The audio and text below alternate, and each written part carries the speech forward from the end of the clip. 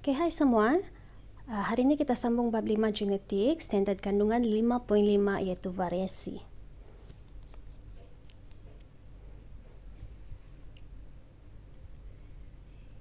Jadi pertama sekali kita lihat standard pembelajaran, dia cuma ada satu sahaja, iaitu berkomunikasi mengenai variasi selanjar dan variasi tak selanjar.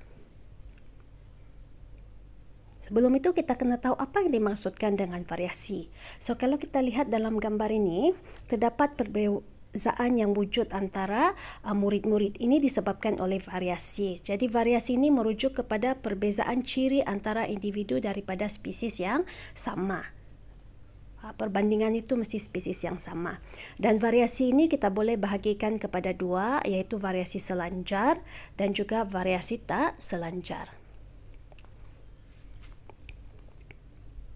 Okay, kita lihat variasi selanjar dahulu.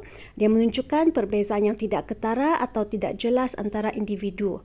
Okay, contohnya, yang pertama ketinggian, jisim badan dan juga warna kulit. Dan variasi ini dia bersifat kuantitatif, iaitu boleh diukur. Dan ditentukan oleh gen tetapi boleh dipengaruhi oleh faktor persekitaran. Okay, variasi selanjar yang ini boleh diwakili oleh lengkung taburan normal. Jadi kalau kita ambil data dalam variasi selanjar, sini contohnya ketinggian, ini adalah taburan normal. Okay, lengkung dia tu. Okay, seterusnya pula variasi tak selanjar, dia menunjukkan perbezaan yang ketara ataupun sangat jelas antara individu. Okay, sebagai contoh, yang pertama kebolehan menggulung lidah. So, sama ada boleh atau tidak boleh gulung lidah. Jelas kan? Jenis cap jari. Itu sebab kita identifikasi itu melalui cap jari lah. Jenis cuping telinga, melekap atau tidak melekap. Jenis kumpulan darah, AB, AB atau O. Dan variasi ini adalah bersifat kualitatif, tidak boleh diukur. Okay, dan ditentukan oleh faktor genetik sahaja. Faktor persekitaran tidak mempengaruhinya. Dan data variasi terselanjar, kalau kita susun, kita boleh wakilkan dalam bentuk carta bar, di mana ini kita panggil sebagai graf yang berbentuk diskrit. Okey, dia terpisah dan nampak jelas dia punya perbezaan itu. Jadi faktor variasi ada dua kan, cikgu dah sebut tadi. Okay, yang pertama sekali faktor genetik dan yang kedua adalah faktor persekitaran. Kita lihat faktor genetik dahulu. Okay, jadi yang ini terjadi disebabkan oleh proses pindah silang yang berlaku semasa meiosis. So, pertukaran bahan genetik antara homolog yang sama. Dan gamet yang terhasil itu mempunyai maklumat genetik yang berbeza.